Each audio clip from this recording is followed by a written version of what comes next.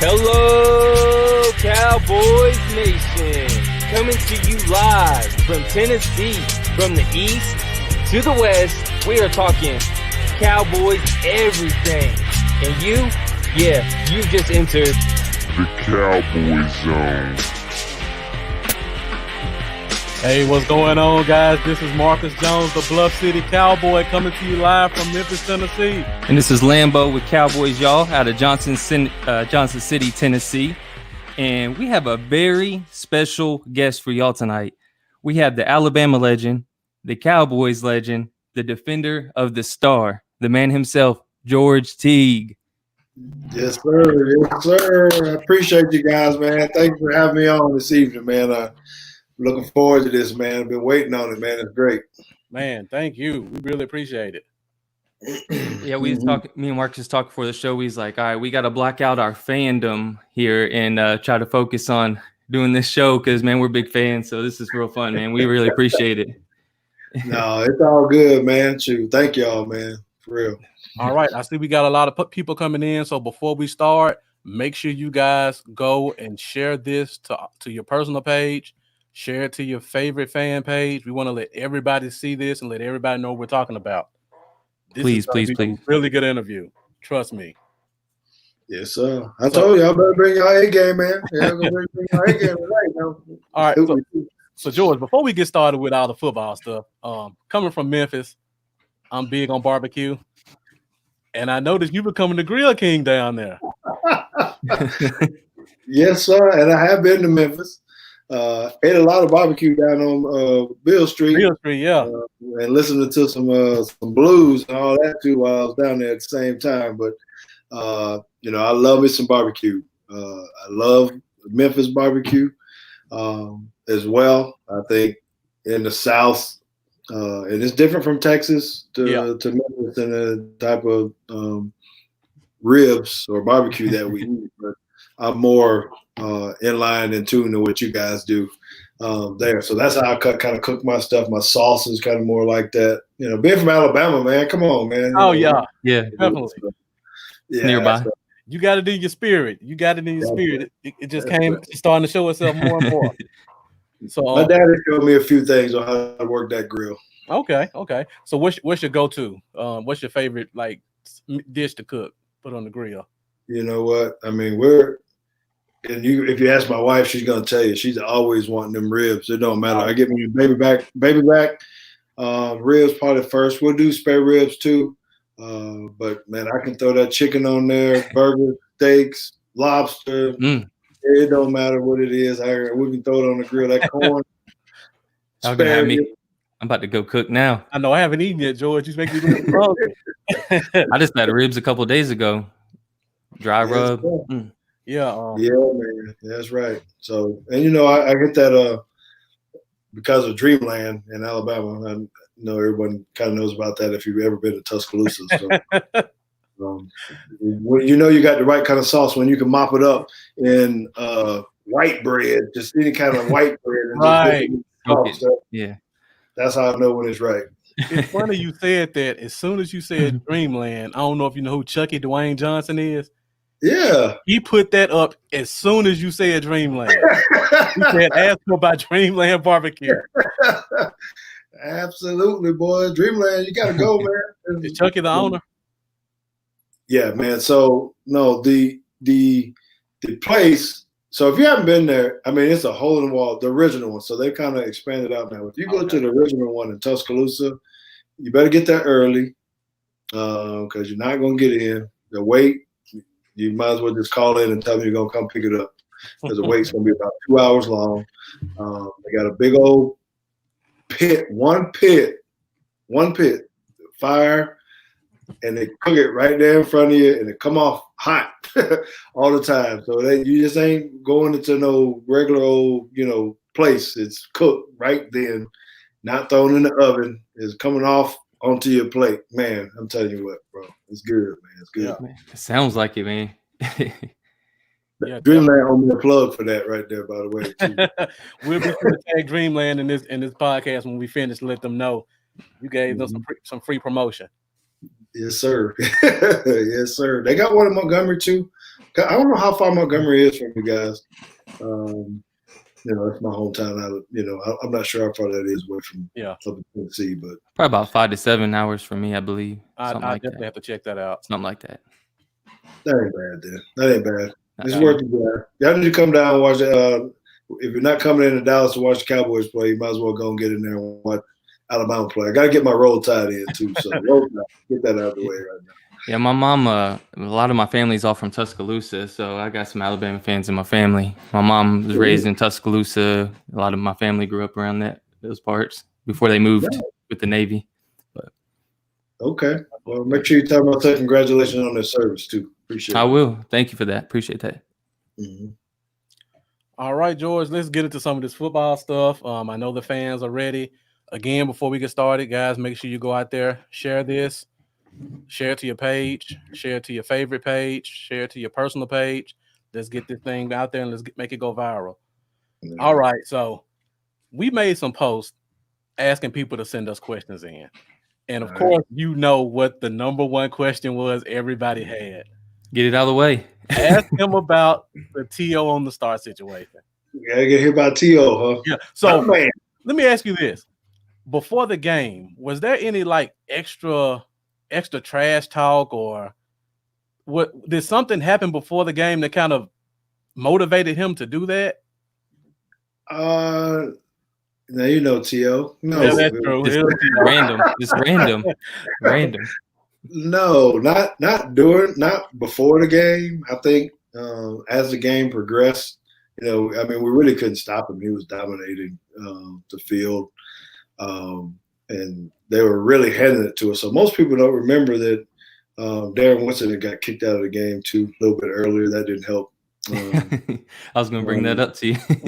Yeah, that didn't help very much. So we all were getting frustrated, especially me, because then I had someone else in the game with me in the secondary, and so he and I were having some words though during the game. So it wasn't before. I didn't really sense anything or feel like it was going to be that day. I really didn't think we were even going to get beat like that. So going into it, I just think that led to the frustration. And then as players, and prideful guys like us, we don't like getting beat. Right. 80,000 people, 90,000 people. So he was, jabbing at me a little bit. And we actually had a scuffle a little bit earlier in the game. He talks about it on one of his little shows or whatnot. They kind of, I'm saying, kind of cheap shot at me. It kind of broke the man code a little bit on a kneel play or a spike play. So that just led into more tensions, and once he went to the star the first time, that was totally unexpected. I don't think anybody saw it coming. It's just he was being his flamboyant self. He probably dreamed about it. When I scored my touchdown, this is what I'm going to do. Mm-hmm. And we all had those moments where we planned out our celebration. So I think he planned that out. Went, and everybody, the boos and all that other kind of stuff happened. We're like, man, what is this dude really doing? So that riled up Emmett. Emmett goes, the touchdowns run out, claim it back, crowd goes wild. It was awesome. So when we're coming back down, this is the worst part as a player too, is because I knew he was going to score a touchdown. Nothing to do. I was on the other side. We were down on the goal line. Just being the players that I was anyway, knew what the matchup was going to be. Had a young cornerback over there, and I was like, man, they're going to line him up over there, pick on a little rookie corner. And they did. So I'm watching the play, bro. I'm literally just looking like, okay, I know they're going to throw in the ball. I'm way over here.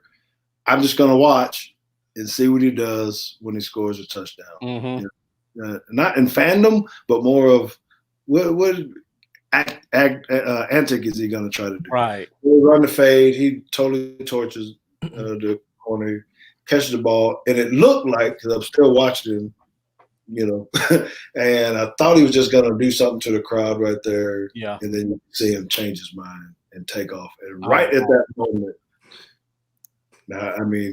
it was just like You ever seen that show Snapped? Yeah. You go crazy. They run over you and back up and do all that. That's exactly what I did. I just snapped, man, and said, okay.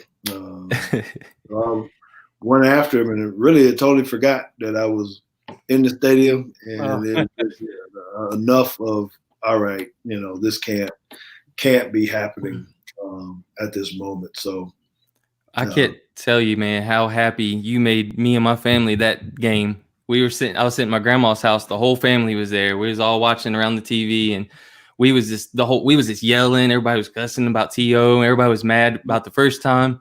And when they seen him running out there again, and the whole family is just flipping out. And then we see you come through the screen and hit him, and we jumped up and down. And like, I can't say how much that meant to our family, and I'm sure all of Cowboys Nation, man. It was beautiful to just about every Cowboy fan I've ever talked to. I know for sure, man. Something I always remember. Well, I appreciate it. I do have a GoFundMe page because I'm still paying off that fine for getting. How much was the fine for that, George? You ready? You really want to know? Yeah. $24,999. So, ouch. They better gave him a fine too. Although I love being in the Cowboys lore and all that, but that came out of my check on Tuesday. On Sunday that came out, so that was a pretty hefty hit.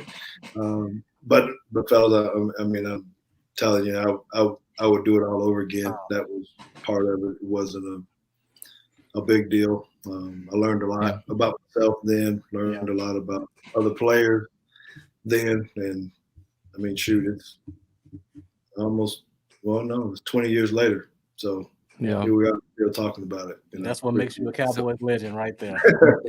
With Darren Woodson getting ejected earlier that game, like you said, with most people forget about, did that kind of also build up a little bit of tensions with all y'all on the defense? Kind of like they got Darren Woodson heated over there. The guy stepped on his chest and all that through his helmet. Like, I bet that kind of got everybody a little heated too. And then were you guys in the locker room together after both y'all went out? Like, another funny story. So yes, your answer is it does lead to other tensions when just things aren't going right, and that's not even Darren Woodson's character. He took off his helmet and threw it and all that kind of stuff, So it was not cool. But here's the funny part, though. After I got tossed, so he had already been in the locker room, and mind you, I'd never been kicked out of a game before, so I didn't know what the protocol was. So when I was getting ejected, the only thing the referee said, "Hey, you got to go to the locker room." And coaches, you got to get off the field. You can't stand on the sideline. So I took off and, walked my way back into the locker room. Well, when I came in, Woody was getting dressed. So I came in, I got full pass. So he actually thinks the game is over, right? Because now people are coming back. Wow. He's not expecting someone to get kicked out. He thinks the game's over. So he's kind of, asking me questions about the game, like how did it turn out and all that. And I'm like, bro, I don't know. I just got kicked out of the game myself. I started fussing with him, telling him, hey, it's your fault. You shouldn't have got kicked out.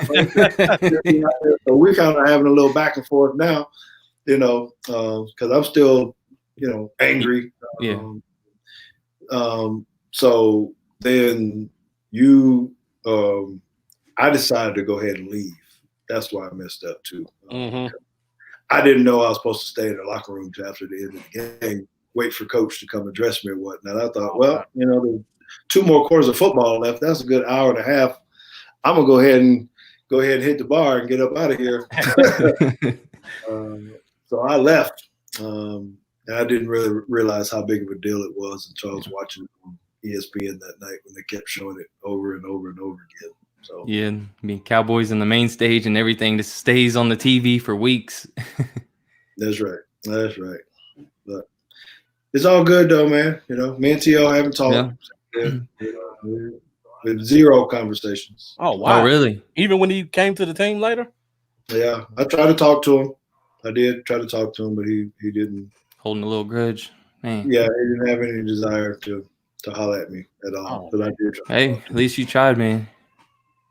It's the way it is, I thought there was an opportunity for us to make amends. It wasn't it's a game, but I thought there was some opportunity for us, man, to do something big together too. Definitely. Especially with this team. We got the master marketer. He would have came up with something for you, Jerry. I know that's right. Did he? Did Jerry ever put any T-shirts out for that or anything? It seems like Jerry moved. Like he would. Seemed like he would have some T-shirts in the pro shop right after that happened. That would have been a good. No, they didn't. No, we didn't even talk about any of that. I don't think they really know what that was going to turn out to be either. You know, right? Yeah. As far as the media presence, but you know, now you keep seeing it on ESPN, NFL Network a lot. So right. So speaking of Jerry, people always talk about him in terms of being on the sideline and being in the locker rooms. Was it really like that? Like, did you guys really see him like he was a coach? Was he in the locker room giving pep talks, talking to guys, stretches, all that type of stuff? No, he's very visible. He was very, always at practice, watching. He did come into not like position meetings or team meetings, but sometimes he would come, and I looked at him more of as a boss that kind of came in and said, here are my expectations. This is what we're looking for from the Cowboy organization. These are the type of people we're looking for. So he was you knew that he was more hands-on into the company and not just, I'm the owner, let, someone else run it. He was never like that. But I don't think he was ever out of bounds to try to say, call this play, do this, do that. Okay. You just knew it was like any celebrity, I would say, in that sense, that you knew his presence. Because when he walked into the building, there was a lot of people with him, and he wore this really, really rich cologne. I don't even know what it's called. Man, we smell like money. You just knew he was close. You're like, okay, Jerry's close. And actually, and so when I talk to him about that, I think he's a player's owner or something of that nature. I do feel that way because you know what? I felt comfortable enough to walk up to him in practice and say, hey man, that cologne you got on, I don't know what it is. I'd like for you, I need to get a bottle of that, kind of jokingly or whatever. And he actually ended up giving me some. Oh wow. Later as a gift. That's a small thing, but it was, it goes to say big things, I guess, when you say nobody's really going to do that for their players typically. It's like go tackle somebody or go do something. He's a good dude, man. He's a good dude. I know you played for 2 other teams in Green Bay and Miami. What did you see those other owners like that? Because I'm just trying to really let the fans know Jerry's not as involved with player aspects like people think he is. Yes. So Green Bay, they got a whole totally different structure. They don't have the owner. It's the city. Stock, right? They got everybody buys stock, and so it's really run by the general manager. That time was Ron Wolf. You saw him around. He was always visible. Same type of stuff to me that Jerry Jones was. When I was in Miami, Wayne Huizenga was the owner. Now, I never saw him. I never met him. I don't know. I couldn't even tell you what he looks like. So, he had a totally different approach. And Jerry, when I first signed on to here, he probably was a little bit more involved because he's in the player personal side and all that kind of stuff. He was actually on the phone call when we were starting to figure out if I was going to come to the Cowboys or not. Okay. So he asked those specific questions, hey, what's up with you, this kind of thing. And so I actually was able to talk to him man to man directly on the phone. And I'm sure he was influential in making the decision for me to come there. But I don't think I know he didn't have anything to do with what type of plays we call. And all that kind of stuff. He didn't overstep the way people perceive that he does. No, he's big into what you're saying. He's not going to take the marketing piece away from him. He may have that, hey, we need to draft that guy because it can help sell some jerseys or some tickets or something of that nature. That does happen. But telling him what to run, nah, he's not a coach at all. He never came to meetings didn't sit in special teams meeting, never sat in a defensive meeting, never sat in an offensive meeting, never came into a position meeting, but he would address the team sometime. But again, it was big picture stuff. Yeah. Act right.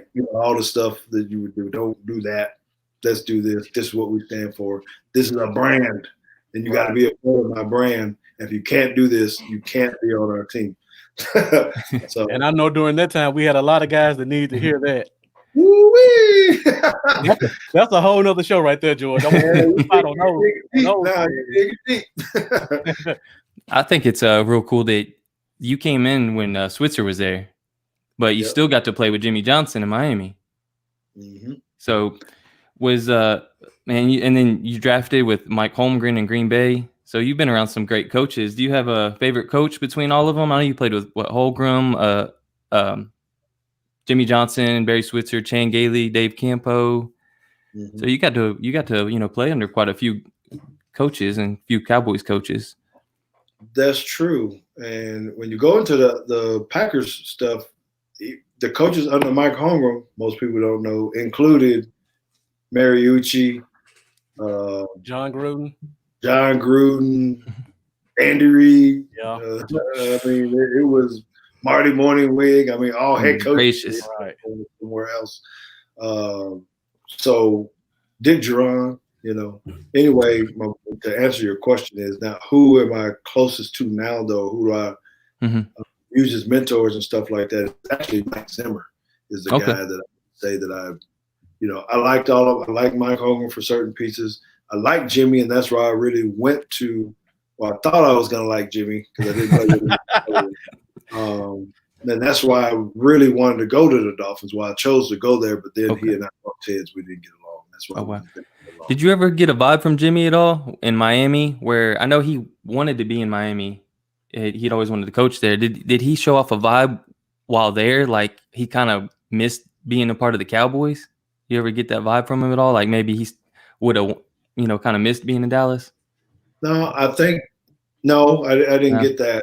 I just think that he wanted to try to run the team, and his methodology was he wanted to be the same. There's a different mindset in Miami for football than it is different type of players. And so I don't think that's why he didn't have the success. I think he couldn't adapt to a new organization. Right. That he needed to change his style a little bit. He did. Okay. So I know we're kind of talking a little bit about the other teams because we had fans bringing in all kind of questions from other teams. Somebody asked me a question about Green Bay, and you got a chance to play against Brett Favre in practice and stuff like that, right? Mm-hmm. I did. Was he the type of gunslinger, backyard guy that he was on the games? Like, did he come in practice and infuriate the coaches and call his own stuff and things like that? Brett Favre is probably the most down-to-earth guy that I've ever been around. So, yes, he was a kid. He was childish. He was fun. Mm-hmm. He loved football, and he was just going to, make it happen. I think that's why it was disastrous when he came in. My first year there, we came into Green Bay the same year. I think he threw 26 interceptions, broke a record, 27 interceptions, something crazy. But that's just the way he came, and it was he felt like he could make any throw because he throws the ball so hard, straight, and the release was so good. And in the beginning, he didn't know how to control that, and then I think he figured out, okay, and they had the coaches around him that could tell him, hey, if you're going to do this, you're going to have to do it a different, way. Right. Well, his way worked. His way definitely worked all the way to the Hall of Fame. Man, he's good, though. He's smart, and he could escape. And, again, he was just having fun. He always had fun. He'd sit down, he'd have a beer with you, do a shot with you, eat some wings with you. He wasn't very uppity. I'm the quarterback. Leave me alone. Didn't have an entourage. He hung out just like everybody else. Yeah. Played jokes in the hot tub, all that kind of stuff. That's who he was, a good old Louisiana country boy, and didn't really care at that time anyway. So I like him a lot. He was a good leader. He was fun. And you see, ultimately ended up taking him to the Super Bowl. So right. Yeah. And I wanted to also touch on something else that stood out to everybody during your time with the Cowboys after 9/11. You ran out with the flag. That picture is just so iconic. And was there anything that went into you being the guy to carry that out? Like, did they ask like who wants to carry the flag out, or was is it something you asked to do, or? No, I think everybody knew about my history with the military, not Right. active in it, but my dad, Yeah. part of it. So I mean, it was wore that on my sleeve, just about pride and stuff of that nature. So once the tragedy happened, we got shut down for 2 weeks or whatever. I still was kind of vocal about that as far as sense of pride and things of that nature. So when we came out, we did know that it was going to be different. God, man, I can't even describe to you how different it was just from playing, 2 weeks before to actually for the first time going into the game and seeing guys with machine guns and your cars getting searched and, everybody's scared. The plane going to run into the stadium, all this kind of stuff. And it was bad. So saying that, we knew it was going to be a prideful moment. Mm-hmm. The NFL had already talked about it. Didn't designate me or anything else. We did know it was going to be a patriotic moment because that's the way the Joneses are too, right? If you know them, they do Right. for that. So they had already had something planned. I decided because they had somebody else who was going to run the flag out. I was being introduced last again, just because of the, one being the safety, but also from the military standpoint, they knew how they were going to feel for me. And then the other guy was going to run out after me with the flag. But I asked the guy nicely, give me that flag. I'm sure that was a short conversation too. Yeah, that was my version of asking at the moment. Hey, give me that flag. So he did, and that's when I ran out with it. And, that was a good moment. I was just looking at the picture yesterday. I got a really big picture of the whole team, running out. I know there's some of me out there running, but there's one with the crowd, with the team. And it's special to me still.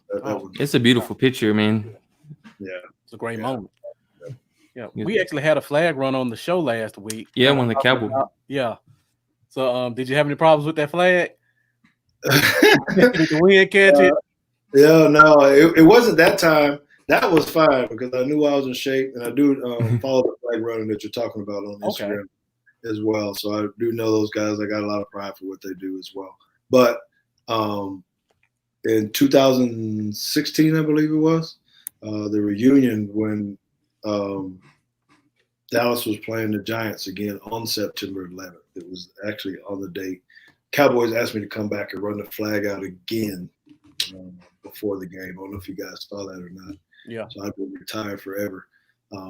That was the nervous moment because I was slightly overweight, and they were asking me to run out a different stadium across the field, no practice, and the only thing I'm thinking of as a 40-year-old guy, do not run out here in front of 100,000 people and trip on this turf, man. That wasn't pretty good. I got too much pride, man. So I'm like the whole time I'm like sweating, like, oh my gosh, man, I go out here that no one knows I'm going to do it again, and here I am running out. And so I probably took off a little bit too fast because I didn't want to look slow either. So I ran my best 40. It was good. Yeah, definitely. Well, I wanted to also bring up Alabama a little bit because I know there's a few people that ain't even Cowboys fans that wanted to tune in just because they're big Alabama fans. And talk about that iconic play in Alabama history in the '93 Sugar Bowl. Yes, the strip where you chased down Lamar Thomas from behind. I was kind of curious when you chased him down from behind and stripped the ball away from him like that. Like, what was really going through your mind when you seen the back of his jersey? Is it just a flip switch and you was like, this can't go down? Yes and no. So there was fear because I was out of position. That's one thing as a player. I was not where I needed to be. but once I started to run, and I know I was running, well, I guess I should say, or fast. I knew while I was chasing him that I was going to catch him.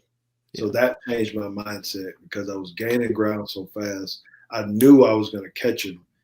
And then the football train just came in. And I know some people's brain can't process that fast or whatever.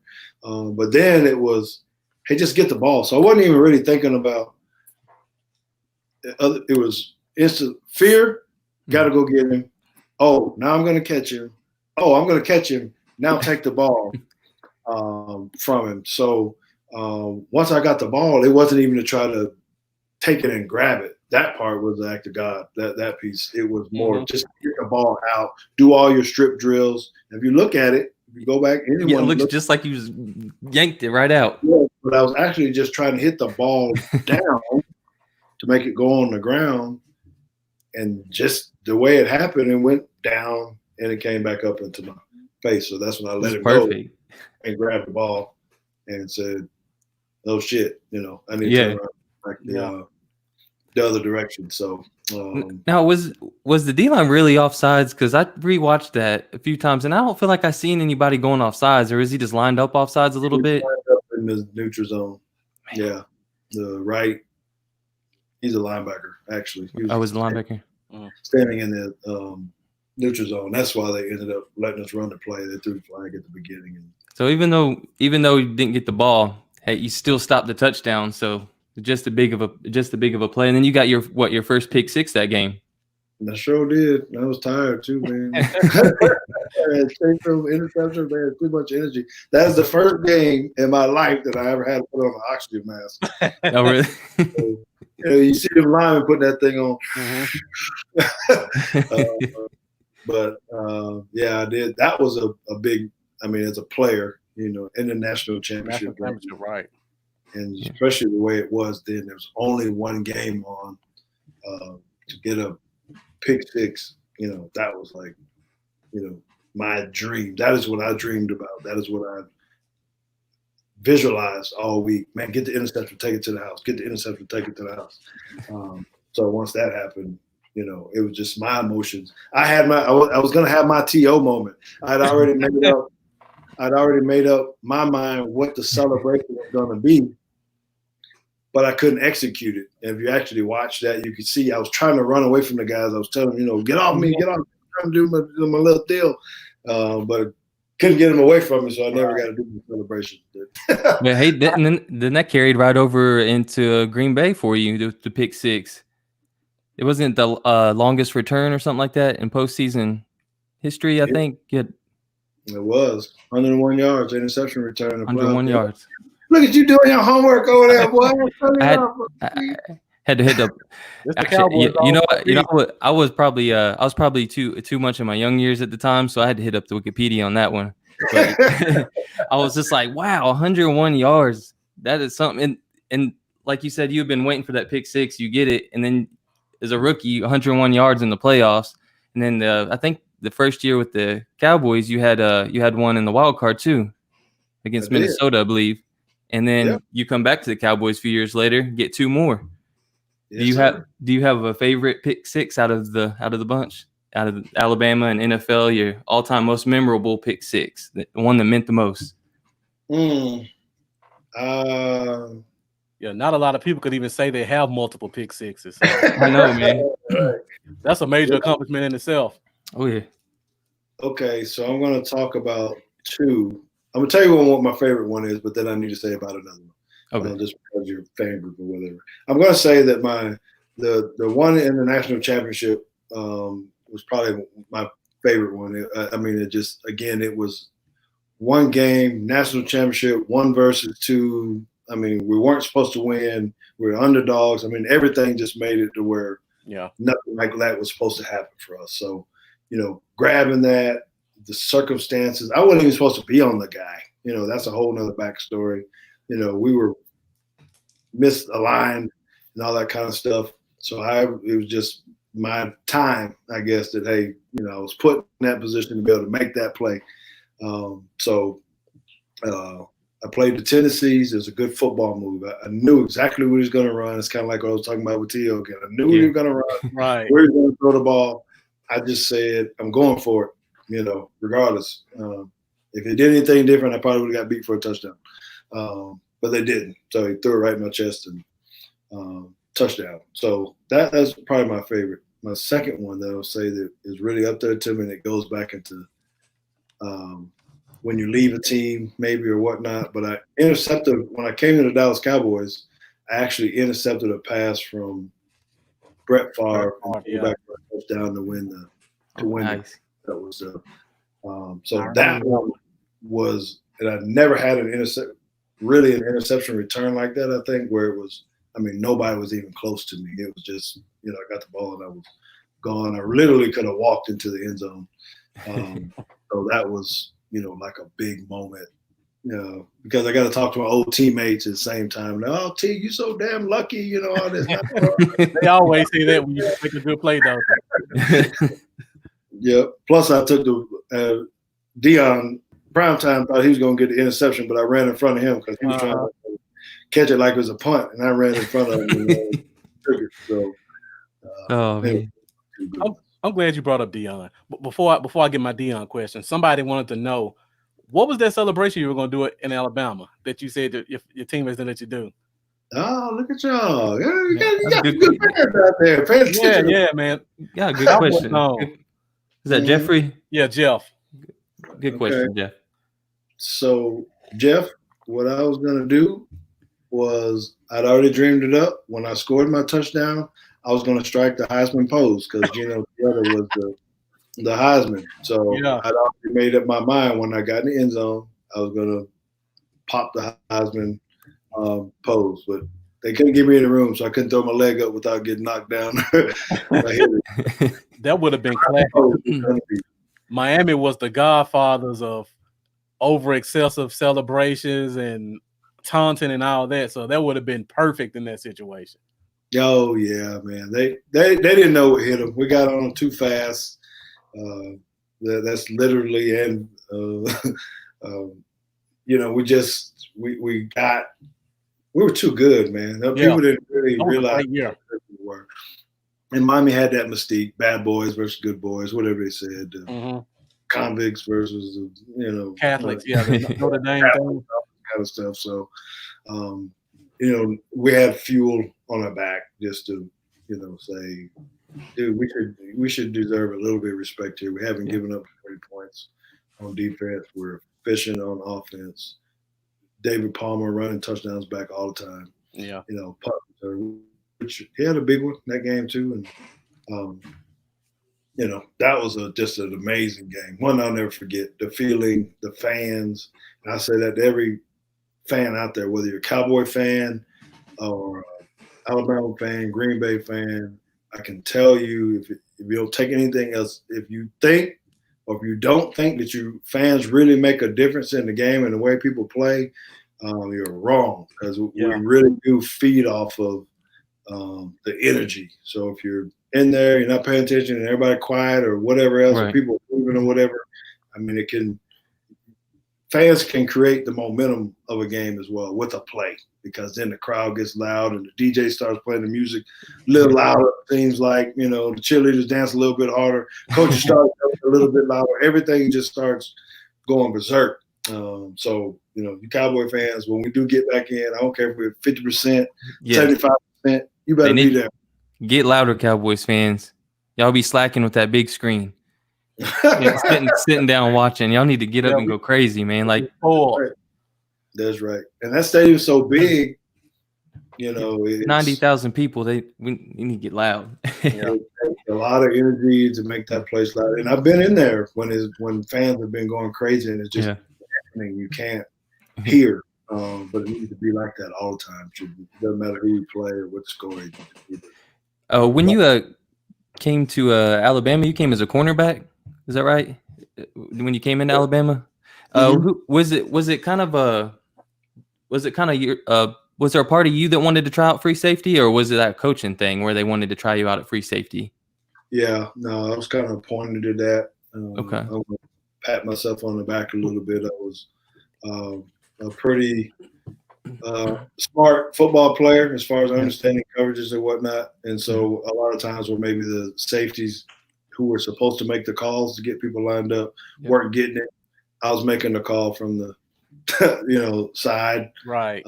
And I was physical enough. So they said, why don't you come in here and play free, and just see if you can do it, that kind of thing. And I enjoyed it. Started playing free safety, and same thing kind of happened when I got into the league. I actually got drafted as a cornerback. When I first got to Green Bay, I was a corner, and 4 games in, I ended up starting as a free safety.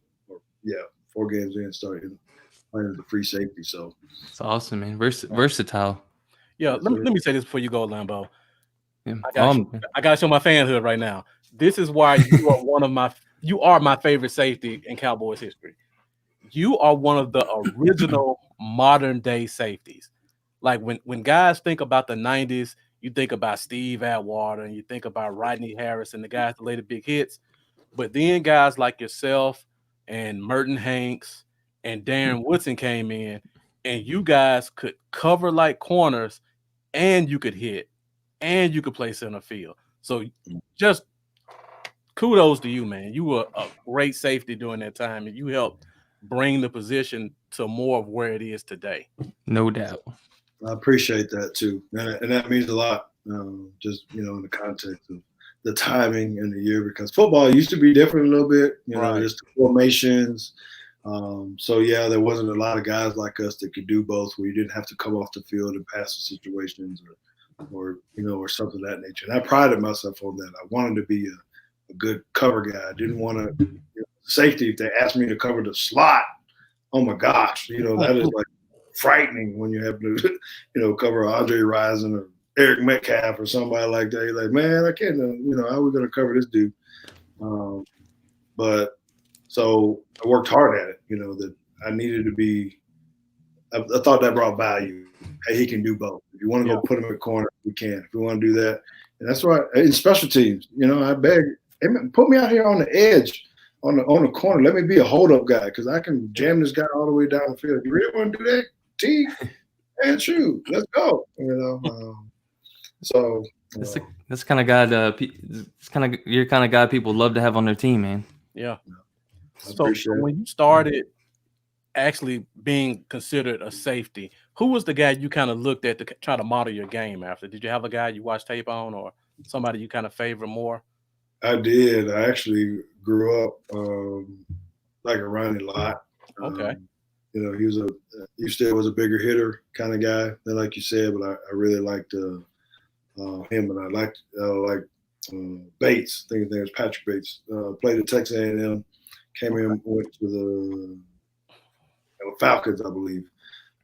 These were big safeties, though. They were really big safeties, but I always considered myself physical kind of guy, and I just wanted to be that way, figure out how to throw this shoulder in here. That's why it hurts now. That shoulder in there. And so, that was just a mindset. They were still able to be ball hawks, go from, they might not have covered slot guys, but they could go from sideline to sideline. Mm-hmm. And if they couldn't make it there, the guy was going to pay, when he right. caught.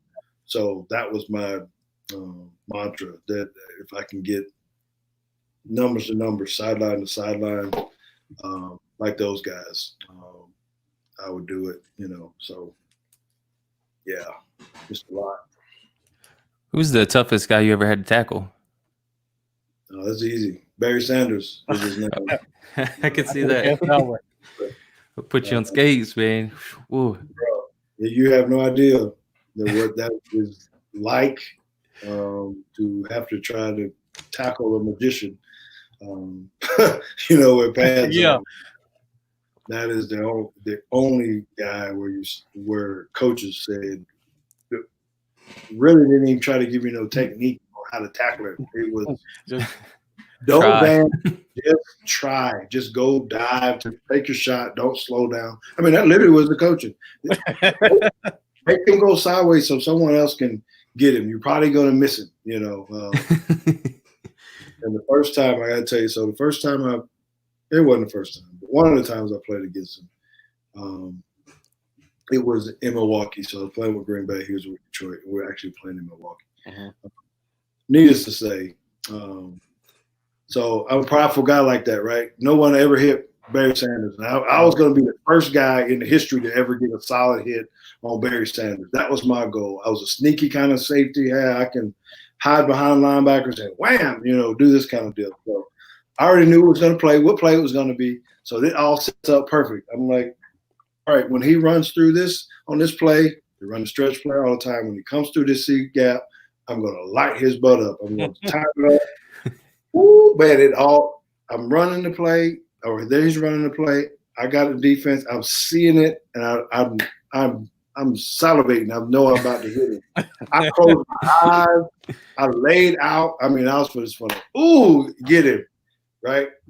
Well, I ended up on the ground, dirt in my face because there's a grass field, and I missed him. So I don't know what he did at this moment, right? I don't know what he did. I know I just got up and I, see him running down the field. So when we get on the sideline, the players are like, "Hey, did y'all see that move Barry Sanders did?" They're like fans. Did you see that move Barry Sanders did? And I'm sitting on the end of the bench like, "What move? What are you talking about?" They're like, "Oh man, he did this nasty spin, blah blah blah." And I'm like, "Okay." So when I finally got to the film, I got to realize that was me, that he made miss and look terrible like that. He probably got everybody in the NFL on his highlight reel, though. yeah, I don't know if there's anybody that solid hit on him. He's incredible. He's incredible.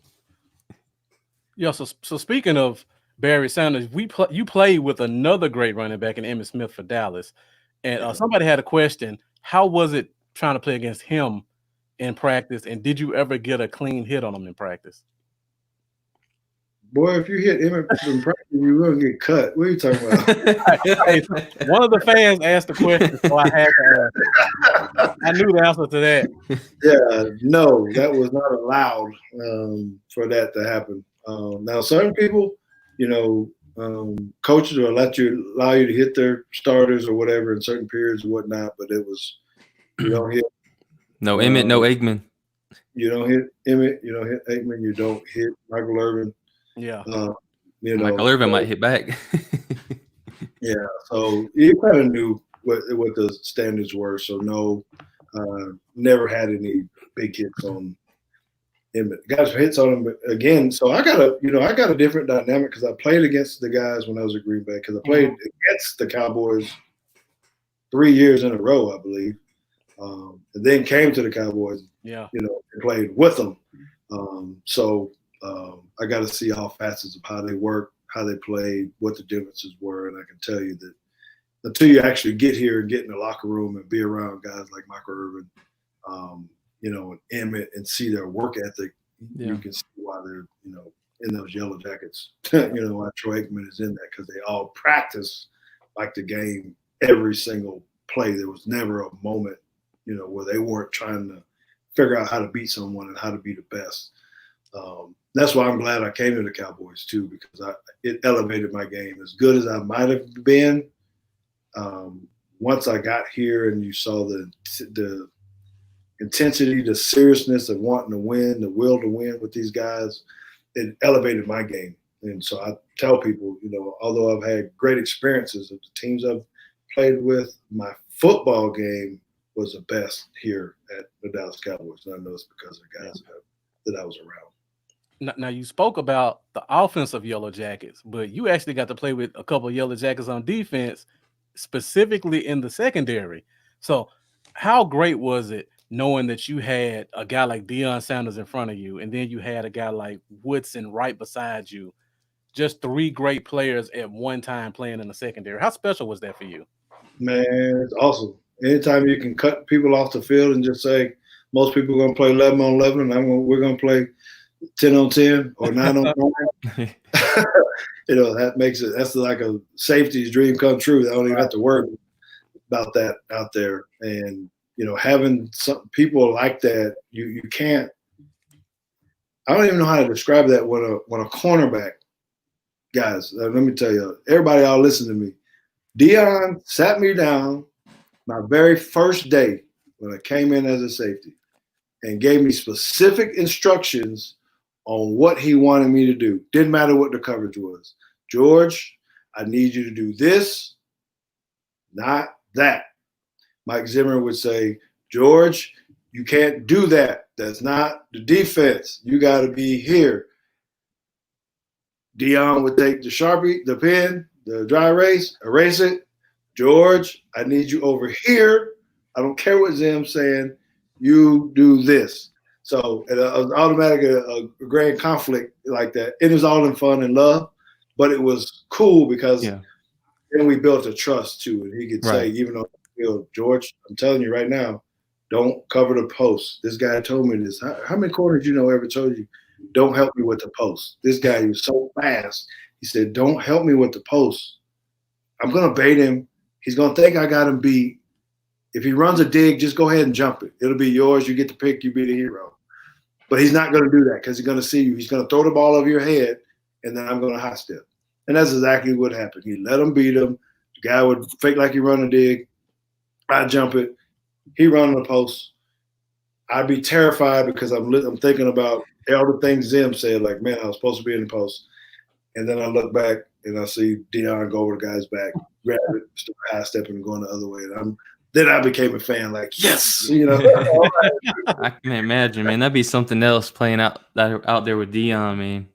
Mm-hmm. That kind of caliber cornerback, man. Those are cool dudes, man. Those are cool dudes. I got to talk to Michael Irvin today, as a matter of fact. Oh, really? It's good just to be able to talk to guys. I love the playmaker, man. Yeah. My favorite player all time, man. I love him. Dude, yeah, good dude, man. So, anyway. Yeah, I know it made it special because you actually played corner too. So being a safety, playing with a corner in front of you, kind of, if he told you to do something, you kind of knew where he was going with it.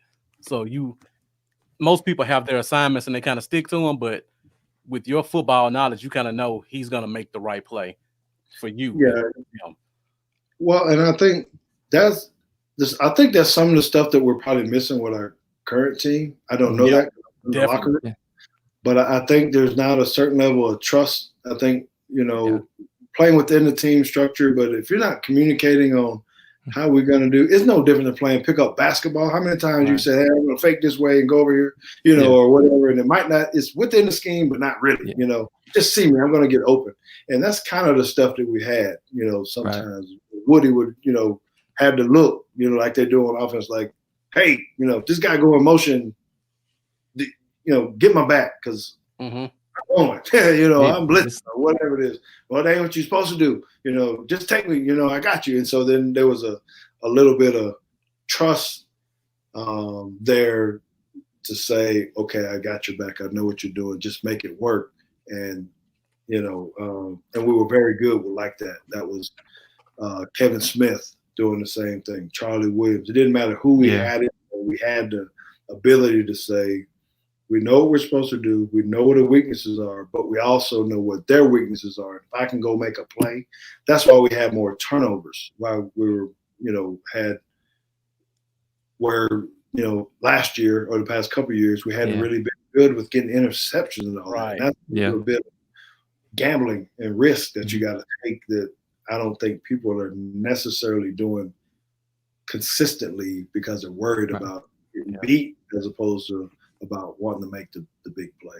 Right, because one year you had 4 interceptions in 8 games, right?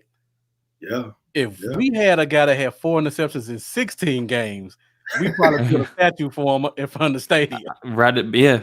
In these days, Yeah, definitely. You can't get no. I don't know if y'all good at math, but I like math and I like stats. And when people have big tendencies, I say play the tendencies until they break them. That was my motto. So if I can look at 4 games and you were always in the same formation on the same hash and you ran the same play, I'm saying, I know what you call, coach, but they're throwing the ball over there. So I'm vacating. I'm going over there where he's going to throw the ball. Now I might bait him so he don't know. But that's how I know that's how I had my success. I wanted tendencies. You rather ask forgiveness than permission, right? Yeah, that's it, man. Yeah. Zim would tell me every now and again, Teague, you're gonna get your butt beat, man. You keep jumping up on the things, you're gonna throw it over your head. No. But see now, and now you taking all that knowledge into high school coaching, and you made all those legendary memories of Alabama and with the Cowboys and everything. You expecting to give us some legendary Texas high school memories coming up here? Well, that is a goal, is to have a very good football team. So I coach John Paul II High School in Plano, Texas. It's a Catholic school. I've been there 3 years. This past year, we did go to the state finals. We lost in the state game. It's the first time they'd ever won a playoff game, let alone get to the state championship game. So we fell short a little bit on winning the title. But my belief is, if you have guys and you teach guys one about the game and about those tendencies and when they can be better players by listening to what we say and try to put them in the best position to make the plays. I know that's why we had the success, because we could really show them on film the way technology is with film and all that. We could really break it down and say, listen, this is a chance, and this is my coaching style, where you can go for the ball. I want you to go for the interception. Coach, well, what if? That's what happens to people. Well, what if they do this? Quit saying about what if. Just if he runs past you and scores a touchdown, I ain't gonna be mad. I ain't gonna say anything. I'm gonna pat you on the head. I'm gonna raise my head. I'm gonna say that's on me. That's on me. I got you. Mm-hmm. But bro, if you want to be on ESPN or on the highlight or whatever, I'm telling you, on this play, this is where they're gonna run. And it's amazing how some guys won't go. And then some will go, and then they kind of give you that wink, like, all right, coach, I see you. Once they trust the coach to know you got their back, it's what you're talking about with Jerry Jones or whoever else. When you know they got your back, then they'll play for you as well. So that's the method I use. Just trust me. Right. Definitely, man. When did you know that you wanted to get into coaching? Was it kind of during your playing days? Did you think about it happening down the road, or after the playing days was over, kind of just, something you figured you wanted to start doing? No, I knew I was either going to be a coach or go into broadcasting. Those were my two fields of something. So I actually started volunteering at a high school while I was playing, just on game nights at first, getting out there, trying to make a practice, just to see if I even liked it. Right. And I was already dabbling with radio shows and different things of that nature. So after I retired, then I just did a full year as an assistant, volunteered as an assistant, went to all their practices. And I did one of the internships with the Browns, actually, with the coaching. And when I came back, the school said, hey, I'm going to offer you the head coaching position at our school. So that's how I got started, 18 years ago. That's awesome, man. Well, we're definitely gonna be following along, with everything you got going on, and hope you guys much success. Yes, appreciate you. So, what is your philosophy on offense and defense for your team, so people can kind of know what type of coach you are? Because I heard you talk a little bit about how you talk about your secondary guys, but how is your scheme in general for offense and defense? Okay. Offense, I like to base out of, if we have the personnel, 11 personnel. Okay. For you people who just listen and don't know what that is, 1 tight end, 1 running back, 3 wide receivers. And I like the other tight end in there because of my old Alabama days, I still like to be able to run the football. So if I can get the 6-man surface, that's better. Mm-hmm. I like the tight end because we can do so much more in the run game. And then they have to decide, am I going to run it or throw it? Right. We were a 55% pass, 45% run team, so kind of balanced with that. Power running game, man. Downhill, in your face kind of stuff. Not a whole lot of sideways stuff. Some of it, but not much. It's physical football. We gotta get after it. Defense, what I typically base out of is a 4-2-5, which would some will call a nickel package. But 4 linemen, 2 linebackers, 5 defensive backs. Being a former safety, I'm not shocked you'd be out of a base nickel. I gotta have more smart guys on the field, man.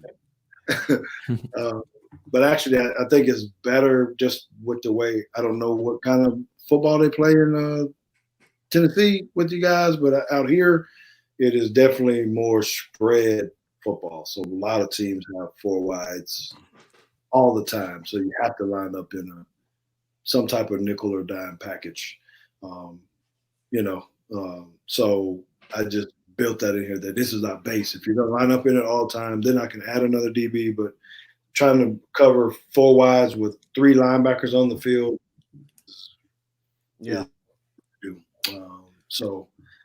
That's why I got that from. What do I like to play? All the defenses. Okay. 1, 2, 3, 4. This year, if you guys have been following me on Twitter at Teague Football or something, you'll see that I have some DBs that are stout. Yeah, I was going to get into that.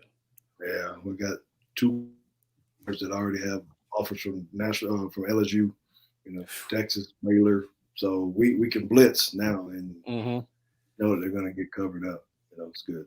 That's awesome, man. Yeah, like I've been following your Twitter, and you got a lot of D1 offers on your team.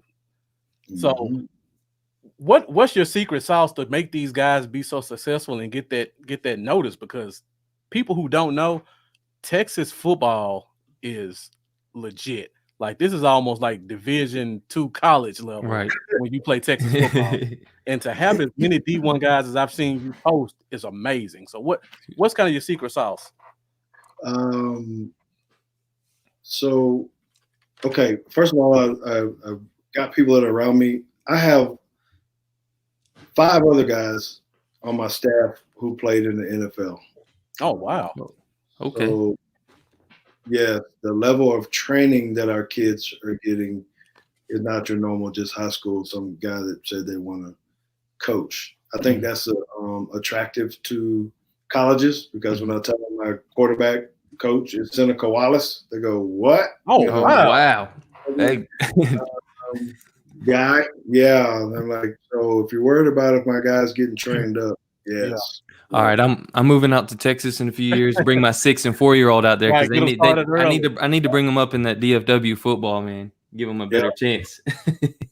So my school, it's important to us to do that. So even though I'm a large school, I only carry like 45 people on my varsity football team. Okay. So when you talk about this, I had 14 guys who have Division I offers. That's amazing.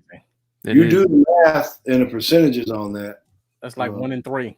You should be pretty good in what you were. We were really young. And these guys I'm telling you about are freshmen, sophomores, juniors, that are getting these Division I offers. So when you get guys to believe in that you know how to evaluate talent, and this probably can go into any level, right? And I pride myself in to be able to speak to a college coach because one, they say, well, George, you played high level college football, you played in the league.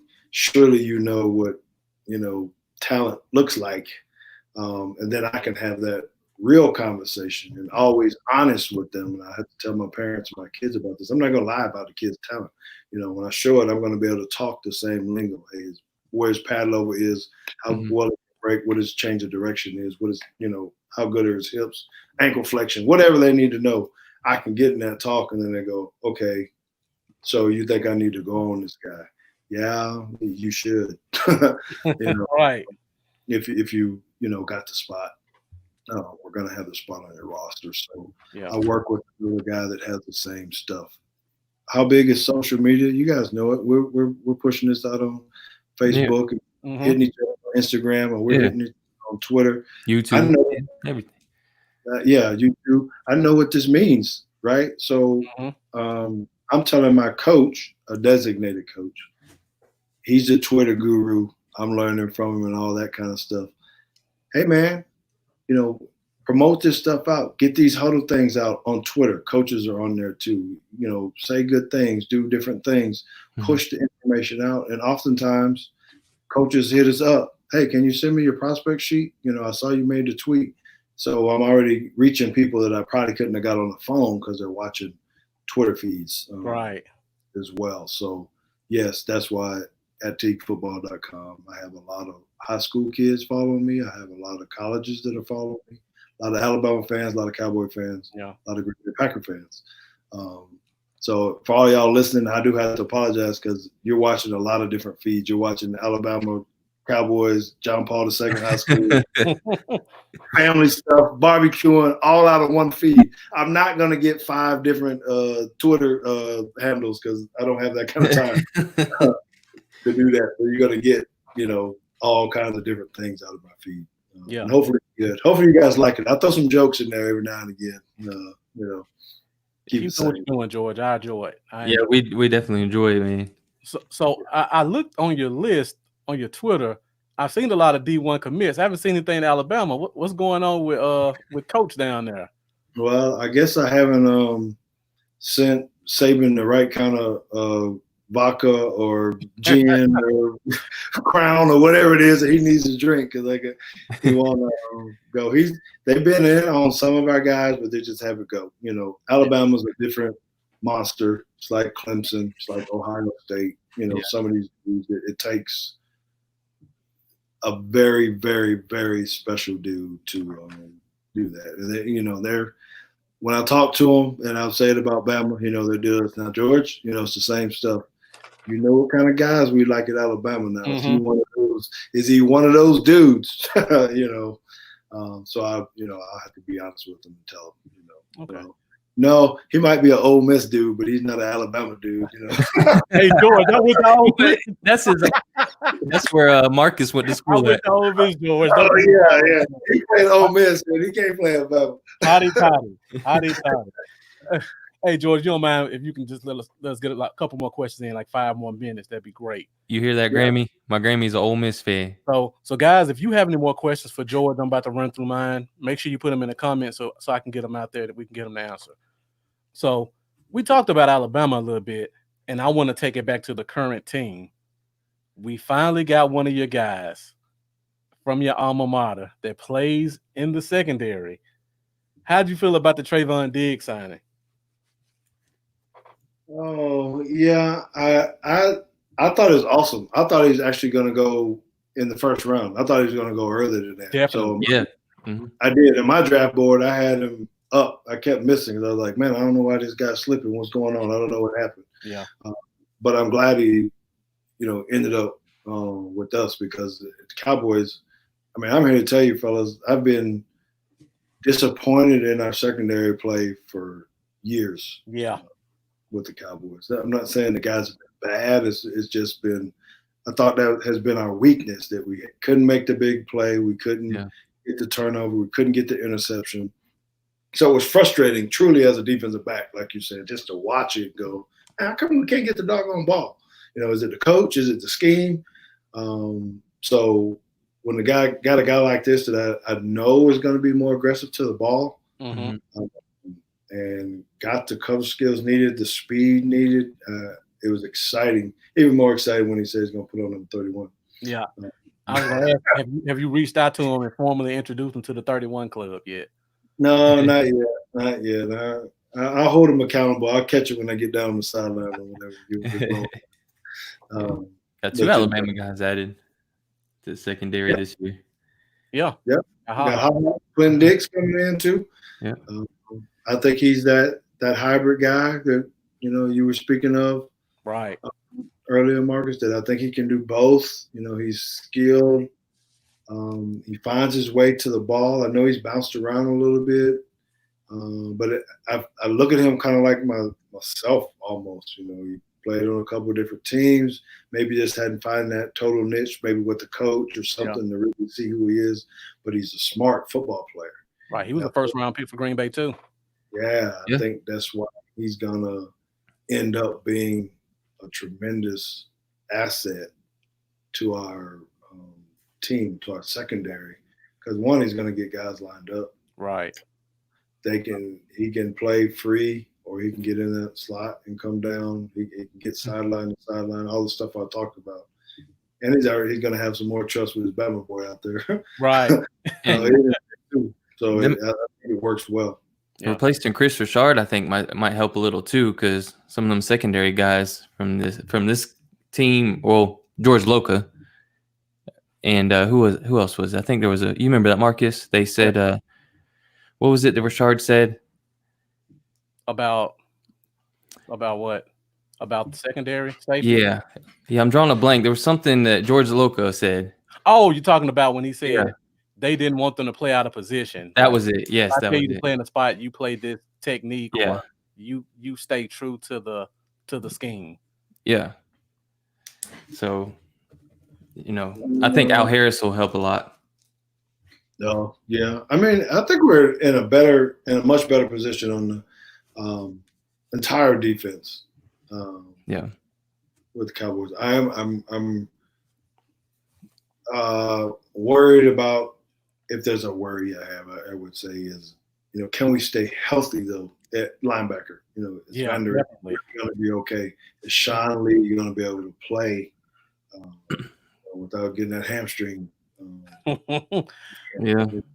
LVE's neck going to last? Are we really going to be able to stay healthy? And then is the depth behind them if they do get hurt? Can they really step? So I think, when you just look at the big picture or the unit now, I feel really, really good about it. Maybe this is going to be a blessing. Maybe camp is going to be a little bit shorter. We don't have to worry about any early injuries. I don't, really don't know what football is going to look like as far as the preseason, things of those nature. But, if we can get out of that part and extend that into the season pretty good. I mean, we got a heck of a schedule, man. The teams we got to play, this is a good football schedule. It's going to be fun. Good test. It's a tough one. No, yes, sir. Yes, sir. Yeah. I had a couple more current Cowboys questions, but I wanted to ask this because it just popped in my head.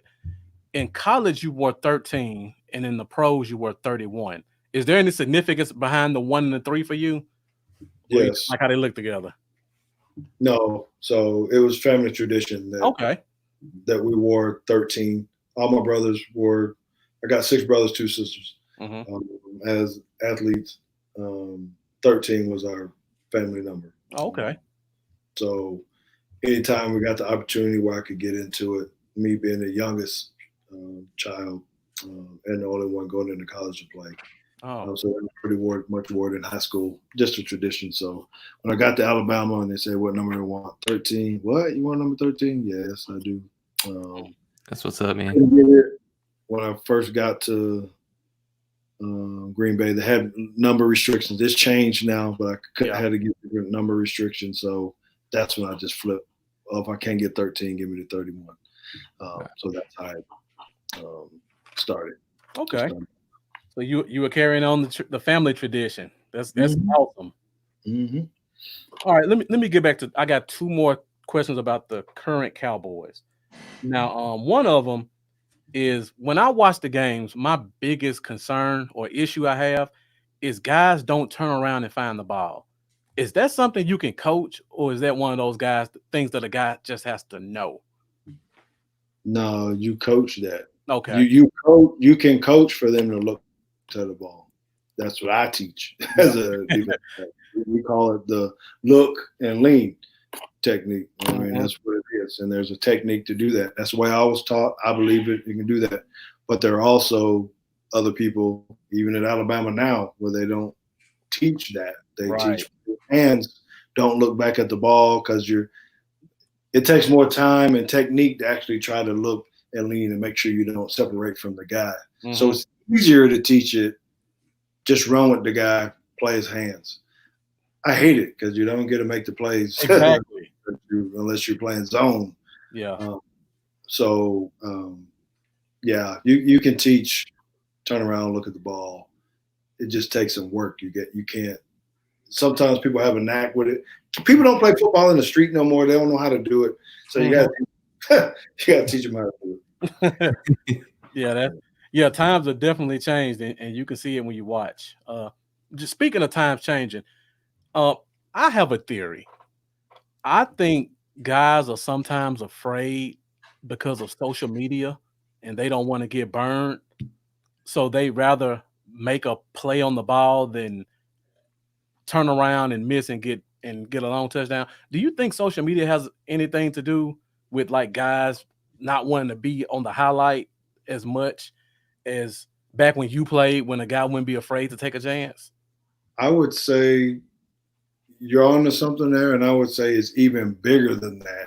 Okay. Because there are camera angles everywhere, right? So it doesn't matter. No one's gonna miss your mistake. You know, That's true. there used to be a limited amount of cameras where they might miss it or it might not be a good angle, and you can't really see what happened, and you can kind of lie about it. You know, he pushed, he cheated, he did whatever. Now there's no, if you get burnt, I mean, the replay on TV, first of all, is going to be bad. Someone's going to freeze frame it. They're going to overlay the talking, make some fucking noises on social media. It's gonna be a big, Guys that are making those jokes about every time someone's get beat or juked or whatever. right. So yeah, that does play into it because it can ruin your confidence. Yeah. You know, Yeah, because you're gonna see it nonstop after the game. you're gonna see it and you can't delete it, you know, whatever. And someone's gonna at you and gonna say something and talk bad about you. But man, come on, man. You know, cut that stuff out. Then you're blocking everybody. Right. But then it's on every channel. I mean, even on TV, you know, you got to come on, man. We ain't have no segments like that. Right. Call people out. Talking about you getting beat. Come on, man. You know, turn around and look for the ball. So it just, you're right. I think guys are conscious of that too because they think that it's going to hurt their next contract too, right? Because coaches are watching it too. Oh, we really can't sign that guy because he's the one that got beat. You know, he's the one that had the butt fumble. Right. Right. They give them names now. Names. Right. And with you spending time at cornerback and safety, I do want to ask something real quick because there's been talk about possible cornerbacks actually being able to maybe be moved to safety. There's a few guys that they could potentially, you know, play at safety. Do you see anybody as far as all the cornerbacks we have right now that you look at and you would think that would be a guy I could see transition into and being a good safety for the Cowboys? Like a Reggie Robinson or a Woozier? Yeah, Woozier been Yeah. talking. Yeah. I'm not going to go Reggie this time. Woozier, yes. Because but here's the thing, and this is why I know a lot of people do it, or it's more common. You know, when a cornerback gets a little bit older, that they move inside because maybe he's not having to run as much or cover somebody quite as fast or whatnot. But if you're going to take a corner and you're going to move him to safety, I think that's going to have to be predicated on what you want him to do, and then you're going to want him to do like what you said with me and Darren. Right. Is he going to have to cover a slot? Because if you're moving him from corner and you're moving him to safety to go cover a slot, that ain't going to work, boss. And if you're going to move him to safety, he needs to be a cover 2 guy or cover and a half, or he's got to be in the middle of the field playing a deep third. And that's it. So if that's the way they're going to use him, then yes, both of those guys can go and do it because they're going to have the natural instincts to do it. They got to have smarts too to be able to line up and make the adjustments. Right. But you can't take those guys and say, well, it's not good enough to be corner and throw them at safety. I mean, you can't have Jeff Heath covering slot guys. You know, it's just not what you can do because that's not it. That's not the type of players there are. So I think we have to be careful with that as a team just to try to reallocate and give him a chance because we like his ability and he meets all the evaluations. But changing positions, you know, to do that, to put him at safety, that's how we get exposed because if your safety gets beat, I mean, that's the line of defense.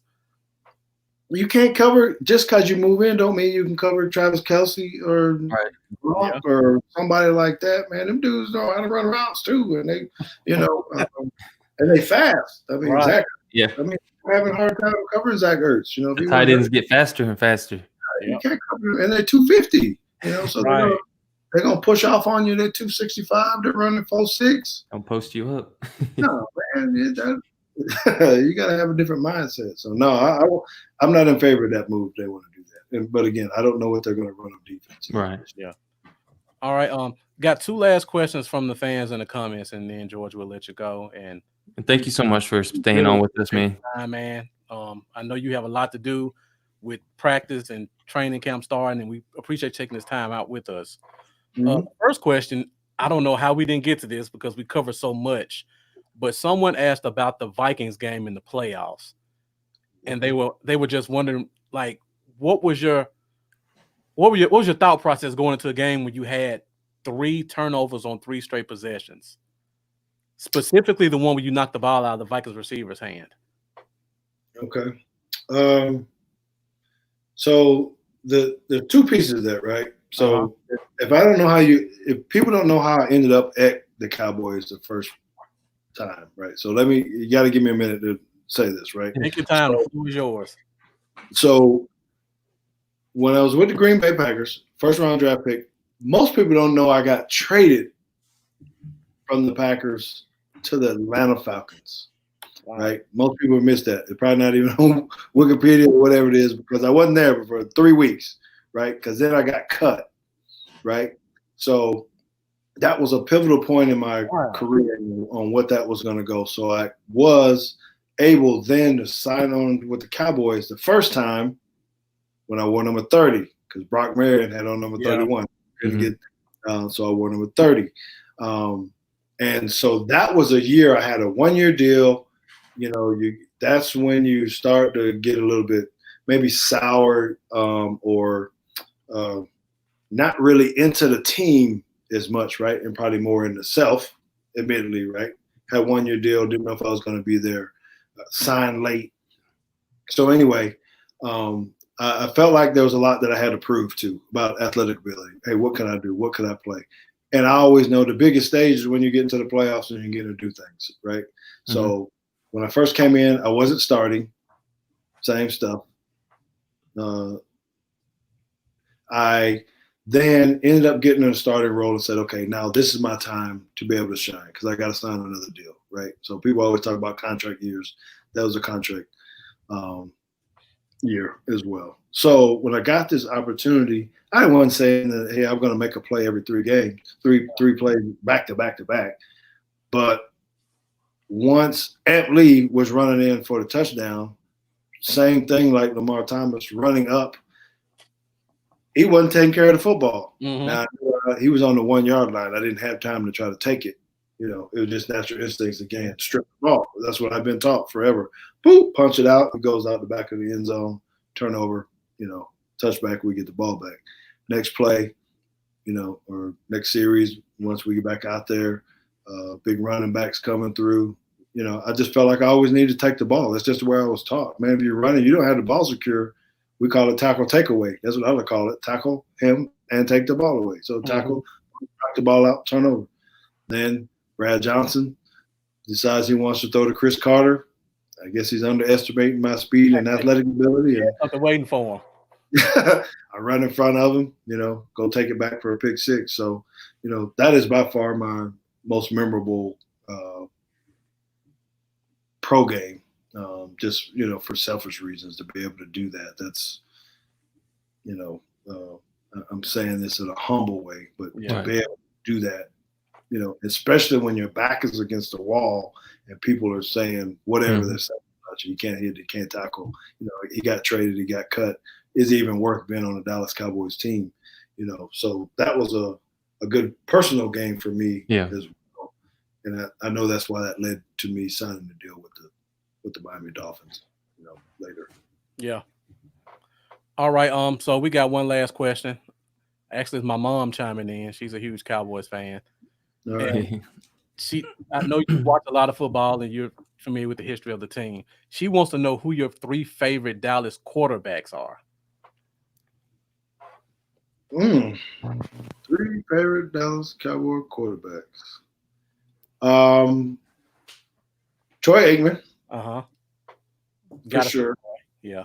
For a lot of reasons. Again, played with him, against him.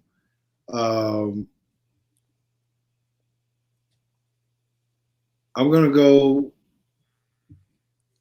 Dak got into my I think deal. she really just wanted to know if you're going to include Dak in your top 3. Honestly, Me and Marcus love Dak. yeah. Yeah, no, I think he's good. No, that's another conversation on whether or not how much he's paid and all that kind of stuff. Right. But I think he's a tremendous I got a guy. few days.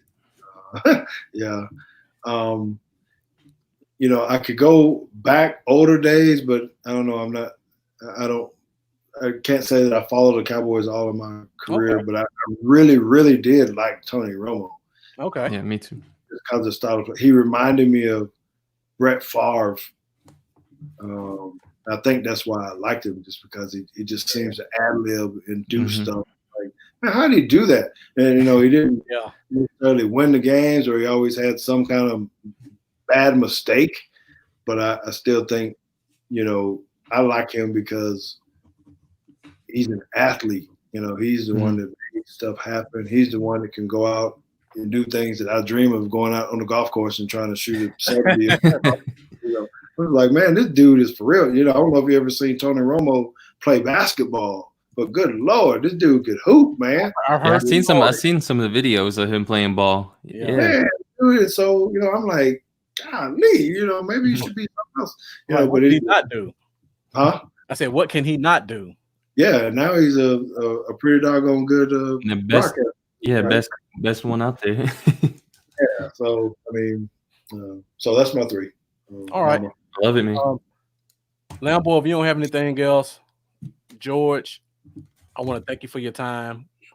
We just started this a month ago. We appreciate your support and you just coming in and supporting us and letting us talk to you. This is, I can't speak for Lambo, but for me, this is a dream because you're one of my favorite players, and I really appreciate you just taking this time out to talk to us. Yeah, no, I appreciate you guys very much. Thank you for reaching out, being bold to reach out and ask me if I want to.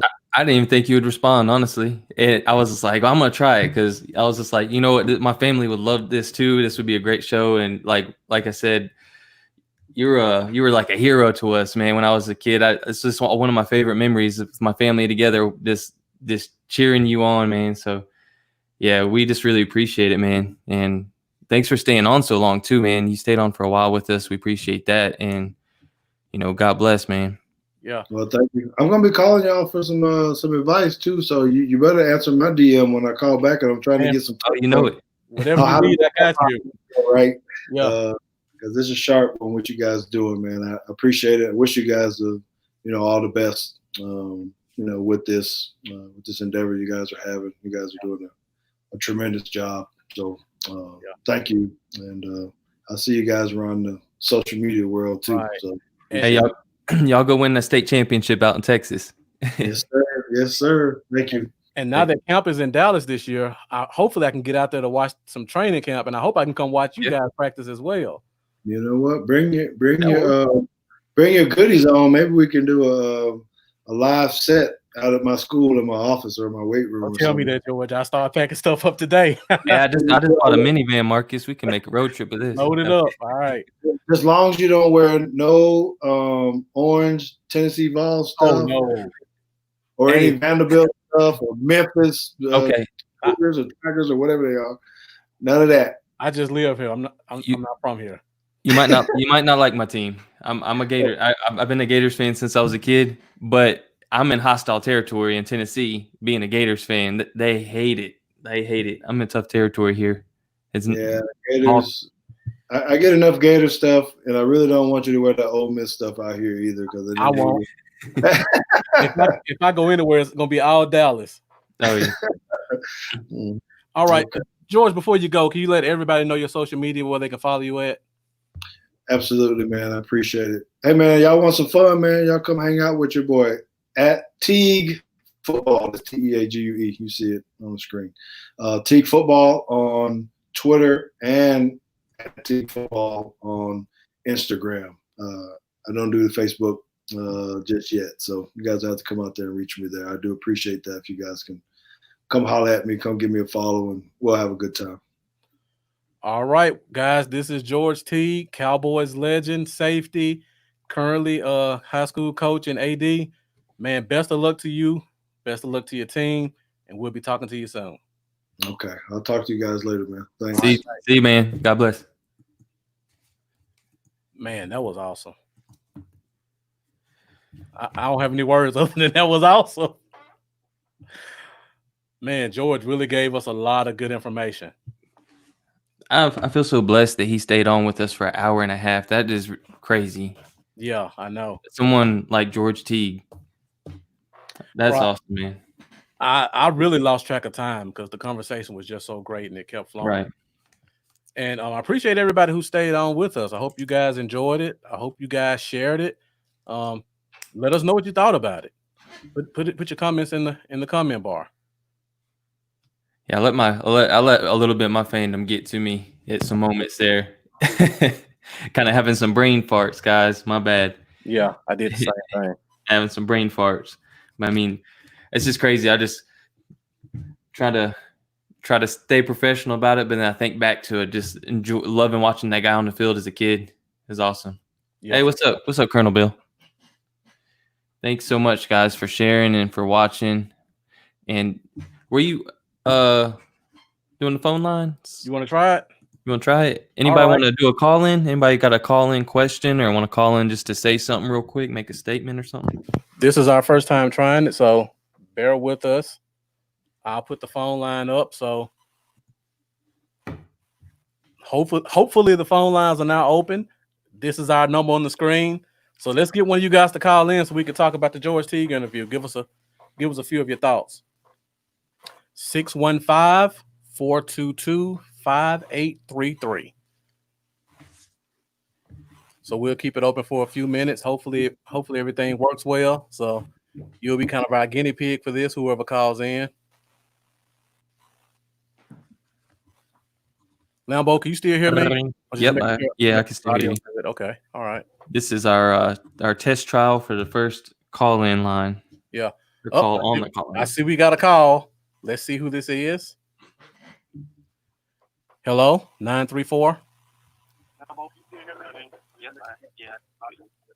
934-7281. Hello. Hello? Yeah, can you turn your computer down? Because we hear the computer in the background. Hello? You won't believe who this is. This is my mom. Hello? Hey, hello. Mama, can you hear me? Yes, I can hear you. Okay. How you doing tonight? I'm doing great. I just want to call in and say that I enjoyed the show and you guys are doing a good job. Thank you, ma'am. How are you doing? Thank you, Mother. I'm doing great tonight. So did you have a question for us? No, my question got answered about 3 favorite quarterbacks. Okay, well, I appreciate you watching the show and getting in the comments. I see that we had another person call in from a 662 number. So if you could try to call back in a minute, we'll try to get you back in. Okay, I don't want to try to line up. I just wanted to say that. All right. Well, thank you, Mom, for calling in. Let's see if we can get this other call to come through. Thank you. All right, bye. Bye. All right. 662-379. Let's get you to call back in again for me. So that worked. Could you all hear the caller? Yeah, let us know in the comments if you could hear her way off because we're still testing this thing out. Yeah, this is our first try. I just want to make sure everything works. So next, upcoming shows and stuff like that, we can, make it a part of the show here and there. All right, I may try to call this number back myself because they called in twice. Oh, here we go. All right, 662-379, you're on the call. What's up, Marcus? This is Jeff, man. Oh, what's up? You calling from different numbers now? I'm calling from Denise's phone. Oh, okay. This is one of my closest friends, Jeffrey Dunnigan. Probably one of the only people I say is a bigger Cowboy fan than myself. What's up, Jeff? Yeah. What's up, Lambo? Hey, turn your computer down. We can hear ourselves coming through in the background.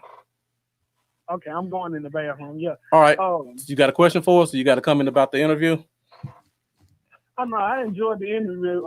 Some of my comments, questions didn't come through, and I actually had Denise to watch the show with me. She enjoyed it. Okay. And, It's good to a hear. lot of good info, man. Yeah. Real good. I love it. Yeah, I tried to get as many questions as I could in, but when George started talking, I got caught in the. I know you understand that I got caught in the conversation. Of course. Yeah, I but mean, I did get a couple of your questions in though, so give me some credit. Yeah, you got my Emmett question in. Okay. About practice. I knew he couldn't hit Emmett. I know that when you got certain superstars on the team, they're untouchable. The quarterback, the star receiver, the running back, all that. I mean, you can tag them a little bit, but you're not going to be able to get a good, solid hit on them. I knew that. Yeah, but you guys, y'all doing a good job, man. I try to tune in every time I can. Try to put up a lot of comments and all. I mean, I appreciate what y'all doing. I appreciate that, man. All right. Yeah. And Lambo, I don't know if Marcus told you, but me and him probably talk about the Cowboys probably more than him and you probably. That's awesome, man. Yeah, that's pretty much. I'm the same way, man. It's pretty much my entire life, man. It's Cowboys, Cowboys, Cowboys. I tie it into everything. It's tied into my. I mean, it is everything. My kids, they play football. I coach the team. I make sure the team is the Cowboys so that they can play on the Cowboys. Like, it's just Cowboys everything, man. I love it. Still there, Jeff? Well, Lambo, if you can do one more thing, my wife is listening on the live. Can you please tell her how important Cowboy football is to everybody? It is extremely important, and I have. Look, she picked with me. She watched the game just to see how they gonna mess up. I have the same. I have the same kind of thing with my wife. She says I take it too serious because she's like, she'll threaten to leave the house like when the Cowboys come on. She's like, I can't even be here right now. You're too extra right now. And I'm like, you don't understand. It's the Cowboys. And she's just like, no, you act crazy. But man, I can't help it. Yeah, I mean, when the Cowboys on, we shutting everything down. At least one of my TVs have to be on the Cowboys game, and I have to be uninterrupted. I heard that. Yeah. All right. Well, Jeff, thank you for calling, man. I appreciate you checking in with us. And make sure you keep watching. Make sure you keep leaving comments. We really appreciate the support. Oh, no problem, man. All right. My pleasure. Is our audio coming in on your end well? As far as on the phone? Yeah, on the phone. Yeah, it's pretty good. Yeah. Okay. All right. Well, thanks for calling, Jeff. I appreciate it. All right, Mark. All right, guys. Let's try to get one more person in here before we go.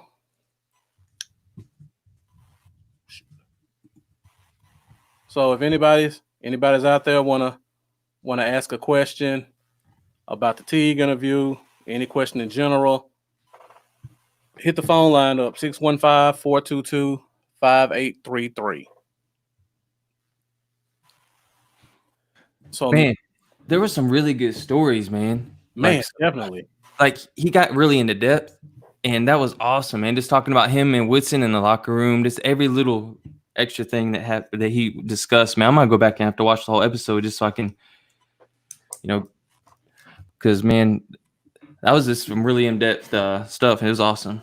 Yeah, I didn't know he played for the Falcons and got cut. I knew it. I didn't bring it up, but I knew it. I just didn't know the details of all of it. Like I had seen it when I was looking at some information, and I was, I just didn't know much about it. So I'm glad he actually brought that up. Yeah. All right, guys. We still want to test our phone lines before we go. So can we get one more call just to even give us a test so we can see how things are going before we move forward with this even more? Come on, Colonel Bill. You still on here? Yeah.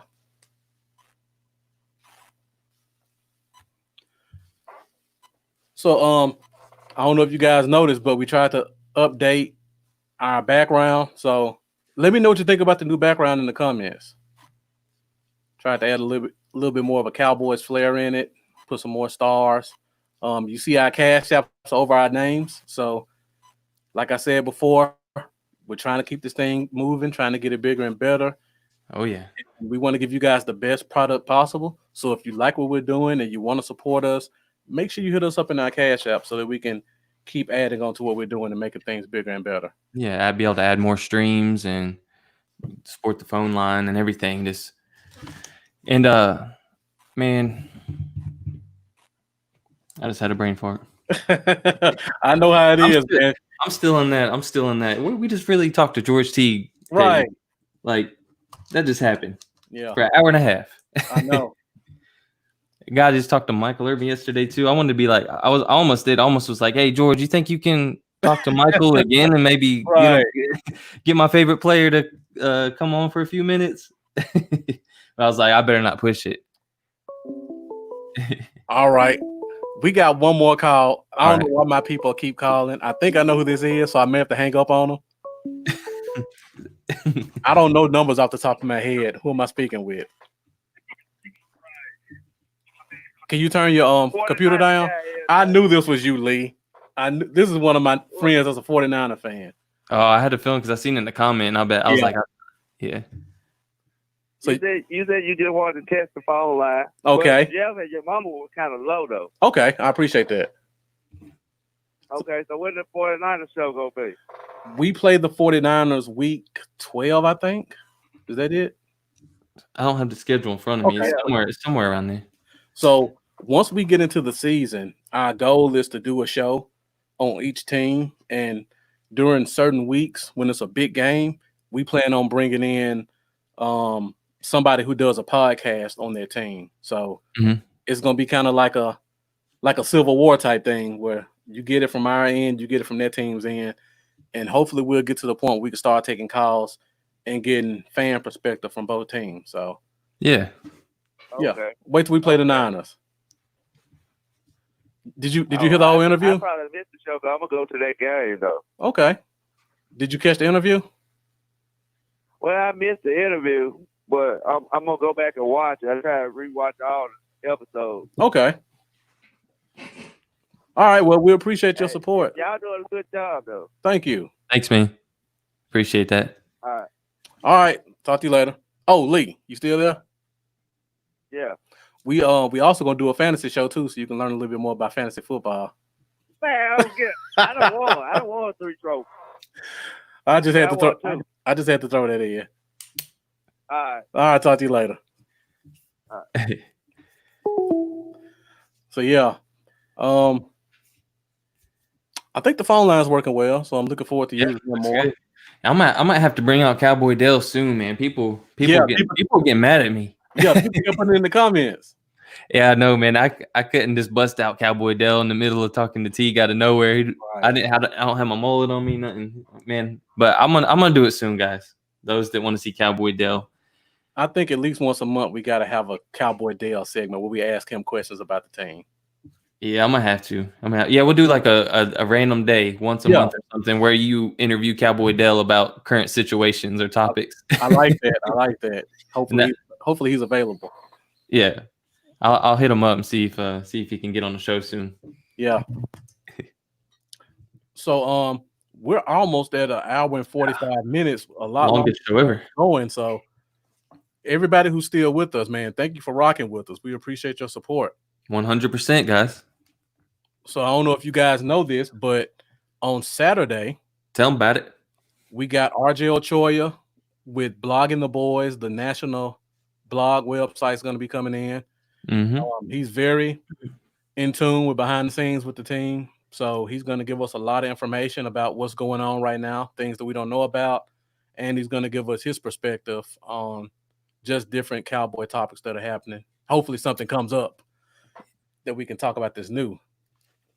Yeah, like the Dak contract, because the 15th is coming up real quick. It is. So maybe we'll get some good news on that, being that's what Saturday's what the third is it the 13th? What day Saturday? Saturday is the 13th, yeah. So I mean that's real close to the deadline. So hopefully RJ maybe he could give us some good insight too. We'll see. Yeah. So definitely tune in that, see what he has to say about it. Yeah, and this Thursday, I'll probably be coming online. Hopefully Lambo can join me. I don't know if he will be or not, but last week I talked to you guys about talking about the defensive line group. So I'm gonna come online just to tell who I think is gonna make the 53-man roster from the defensive tackles and defensive ends. I gave Lambo a sneak peek at where I'm at right now. So Yeah, I liked it. I they wouldn't make the team. I liked it, and I don't know if my list would be any different, honestly, because the guys you had on there are the same guys that I had in mind. I'm gonna see if I can get on that show Thursday. My list may change by then, though. I don't know. Yeah, I remember when I did corners, my list changed twice in 2 days. So I think I'm pretty good where I'm at, but it's one guy I'm still kind of iffy on. So if you guys want to know what we think about the 53-man roster and the defensive line group, make sure you join us this Tuesday for defensive line talk. and everybody that joined in late and is wondering where George Teague is, you missed it. So go back and hit the replay and make sure you watch it, because man, he went over a lot of great stuff. He gave a lot of inside good stories with the team, with players, and stuff like that. So you definitely want to hear some of the inside stories he had and some real good stuff, guys. Yeah, definitely. So again, we're about to sign out. So thank you guys again for joining us. If you haven't shared this already, please make sure you share it, because we got a lot of good info and it's something that people really need to hear. Get that inside scoop on the team and what goes on from one of our Cowboys legends. Lambo, you got anything you want to add before we go? Nope. Just thanks for tuning in, guys. Thanks for sharing. Make sure you tune in Thursday and then Saturday with RJ Ochoa. Appreciate y'all. That's Lambo. This is Marcus, and this is the Cowboy Zone signing out.